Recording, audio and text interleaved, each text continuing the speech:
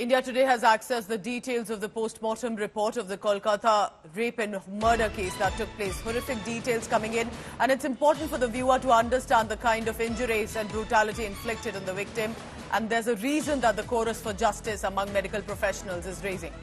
The report details state over 14 injury marks were recorded on the victim's body. 14 injury marks. And these are mainly external and also internal that were added. We were told that amid the injuries, which were external in nature, were on the head, cheeks, lips. There was also hemorrhage in lungs and blood clots that were recorded in the body. Imagine the kind of fight that she had put in, but the brutality, the injuries that she had to face. The reason for the injuries is not clear. How did so many injuries were caused? What kind of object? If there were blunt objects in any way or sharp objects that were used. We were told injuries on body were inflicted before the death, because there's also this postmortem, antemortem reports that are done. There was also the weight of the external and internal genitalia that has come in for about 150 grams. All of this is a part of the procedure.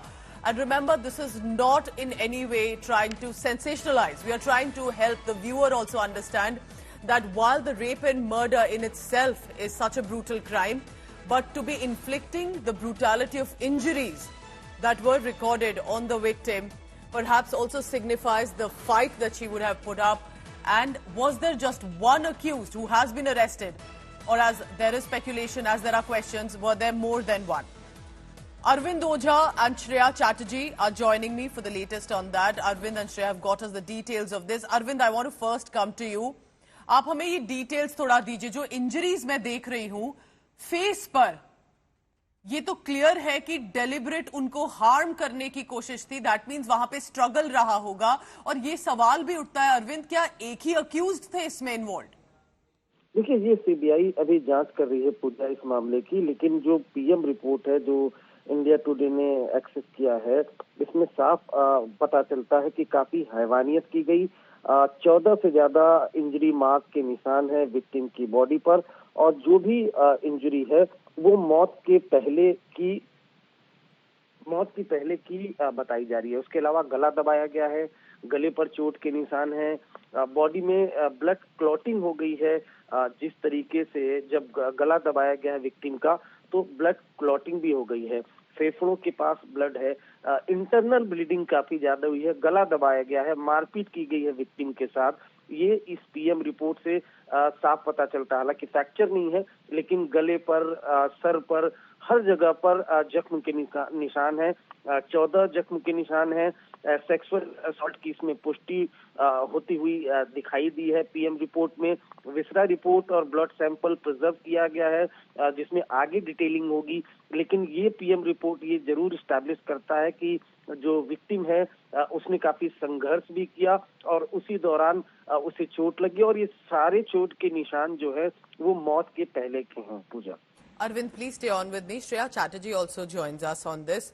Shreya, what I'm trying to understand, and of course while the investigation is on, that with the details of assault, sexual assault and murder aside, it looks like that, you know, this was more than that. The kind of violence inflicted, you know, it appears that was this about rape and murder, or was this something more to inflict the kind of injuries and brutality that we saw? This is to deliberate hurt her and harm her. Well, absolutely, Pooja. You know, very pertinent question, and in all likelihood, this will be the angle that CBI will be investigating. Yeah. And that's the reason why we see the psychoanalysis test being done by the CBI on the accused. Now, there's no possible body part where there has not been an injury mark. More than 14 injury marks has been almost on all parts of our body, both cheeks, nose, both the upper and the inside lips. There are injury marks on her legs, inside the vagina. So clearly, the kind of pain that she was inflicted with is absolutely brutal.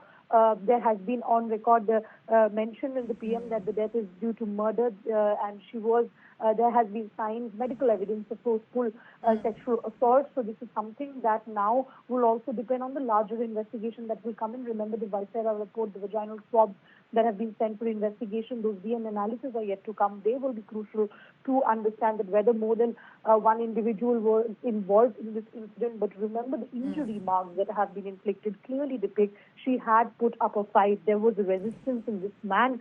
Allegedly, if he was alone, he clearly inflicted a lot of pain on her. And remember, Pooja, we keep forgetting this, that this man was a civic volunteer. He was posted in the police outpost of Arjikar. How did he manage to go inside in the seminar hall and brutally assault and then rape and murder? Doctor, this is an absolute failure on the part of the system. With more details that you are also telling us coming in on this, remember, how did this man, who also had a controversial background, but was in some way a volunteer or was associated with the police, that raises a lot of questions. Is someone trying to shield him and others deliberately? But Shreya, tell me this. I want to understand, do you think this deserves an investigation beyond rape and murder to other cops possibly looking at that? Because was this in any way, is there something more brewing that led to this rape and murder? She takes a moment of rest in a seminar hall. A man knows she's there, she's alone, and the audacity of someone to get away with the crime, take his time, perhaps reflects much more of the loopholes at the hospital premises.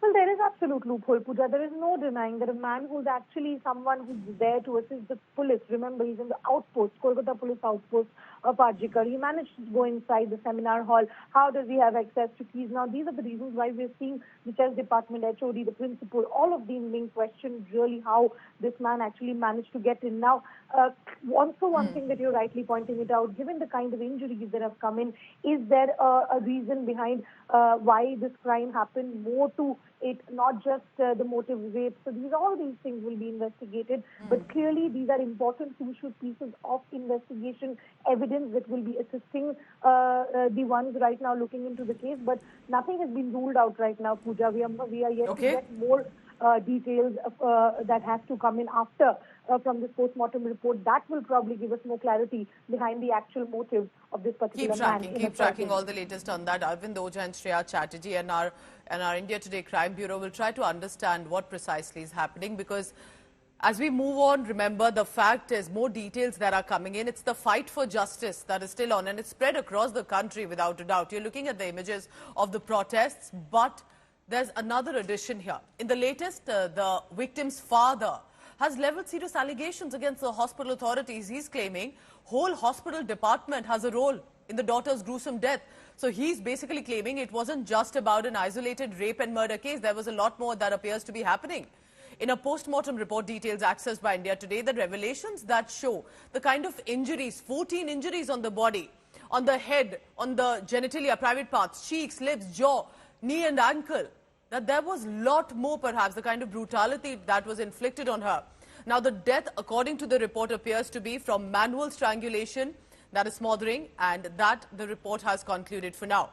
But the father, that means, is also saying, he's added here, that why was the cremation of the daughter done in such a hurry before they could gather their nerves, before a lot of family members or others could be informed of it? The body was hurriedly cremated. Why?